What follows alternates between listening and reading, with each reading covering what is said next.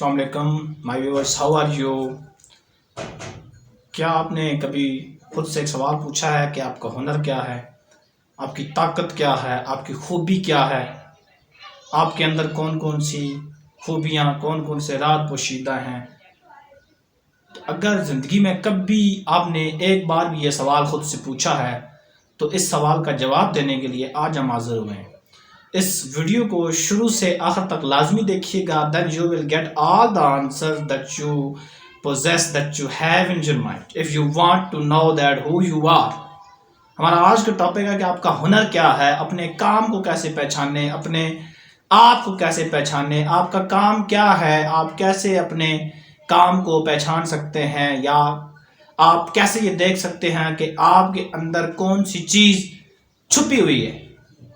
Usually ہمیں یہی نہیں پتہ ہوتا کہ ہمارا کام کیا ہے، تبھی تو ہم کامیاب نہیں ہو پاتے۔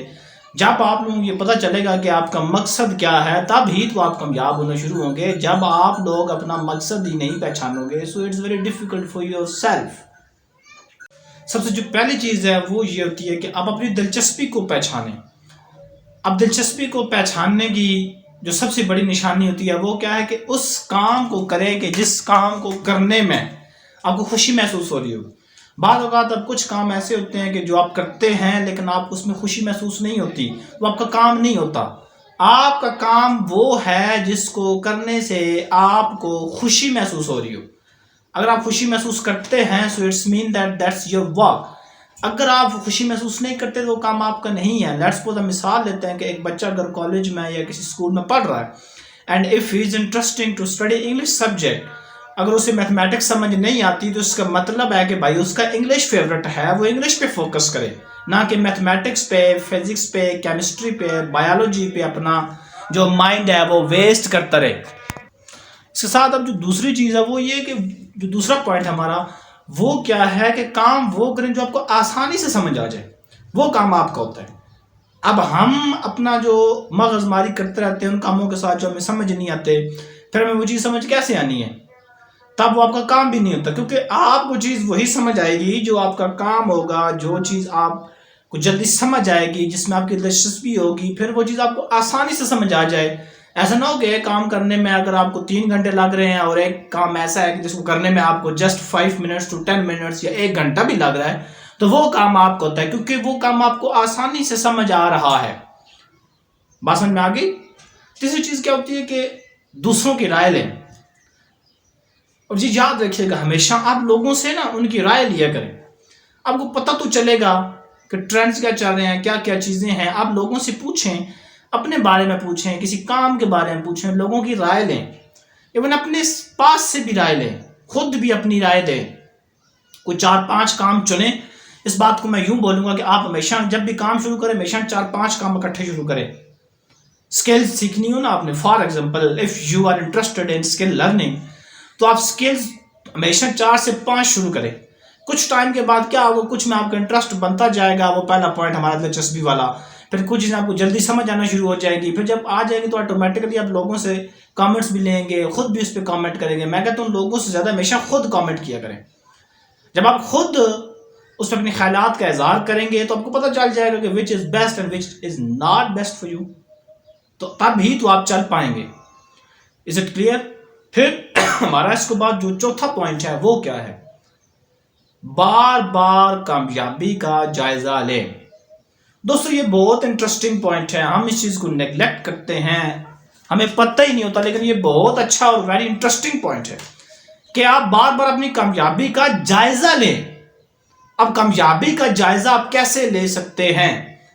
اچھا، کہا جاتا ہے کہ قطرے قطرے سے دریا بنتا ہے، قطرے قطرے سے سمندر بنتا ہے۔ یوزلی ایگزیکٹ مثال ہے وہ نہیں، قطرے قطرے سے سمندر بنتا ہے۔ پانی کی بوند بوند اکٹھی کر کے ہی تو سمندر بنایا جا سکتا ہے۔ اور یہی سیم فارمولہ ہے ہیپینس کا۔ ہمارے پاس ایک 20th سینچری کا پروز رائٹر ہے برٹرن رسل، اس کی بک ہے دی کنکویسٹ آف ہیپینس۔ اب اس میں بھی وہ یہی بات کہتا ہے کہ ہم ہمیشہ پریشان کیوں رہتے ہیں کہ ہم بڑی خوشیوں کے پیچھے بھاگتے بھاگتے چھوٹی چھوٹی خوشیاں ضائع کر دیتے ہیں۔ ہمارا سب سے بڑا مسئلہ یہ ہے۔ یاد رکھیں کہ اگر آپ بڑی خوشی حاصل کرنا چاہتے ہو تو چھوٹی چھوٹی خوشیوں کے پیچھے جو ہے نا اپنے آپ کو مرکوز کریں۔ اپنی چھوٹی چھوٹی خوشیاں حاصل کریں, چھوٹی چھوٹی کامیابیاں حاصل کرنے کی کوشش کریں. ہمارا پوائنٹ یہ ہوتا ہے کہ ہم بڑی خوشیوں کے پیچھے بھاگتے ہیں, بڑی چیزوں کے پیچھے بھاگتے ہیں, پھر ہمیں چھوٹی خوشیاں بھی نہیں ملتی, جس وجہ سے ہم ناکام ہو جاتے ہیں. دس از دا مین تھنگ. اب وہ یہی چیز تمہیں سمجھانے کی کوشش کر رہا ہے. ایک بات یہ یاد رکھیں, جب بھی آپ نے کچھ بڑا حاصل کرنا ہو تو ایک دم سے آپ بڑا کام نہیں کر سکتے, کچھ بڑی چیز حاصل نہیں کر سکتے.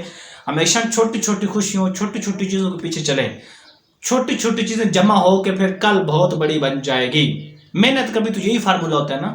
ہم کہتے ہیں کہ ہم ایک دن ہی ساری سیڑھیاں چڑھ جائیں, اٹس ٹوٹلی امپاسبل. بات یاد رکھیں کہ آپ نے ہمیشہ 1 2 3 4 سٹیپس میں جانا ہوتا ہے.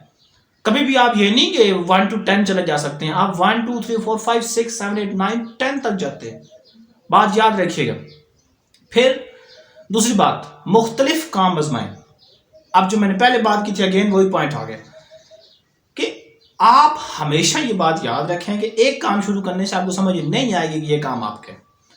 دیکھیں, ہم کامیاب اسی وجہ سے ہی نہیں ہو پاتے کہ ہم وہ کام کرتے ہی نہیں جو ہمارا ہوتا ہے. ہم وہ کام کرتے ہیں جو لوگوں کو.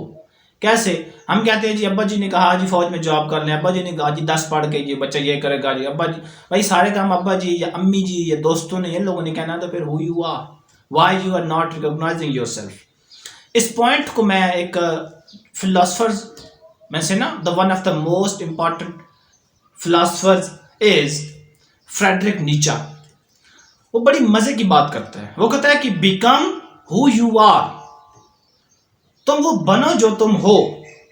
اگر تم وہی بنو گے, if you will recognize yourself, so it's mean that you are on the path of success and you will get it very easily. Sooner or later you will reach your destination. اگر آپ جو real ہو وہی ہو تو بنو گے.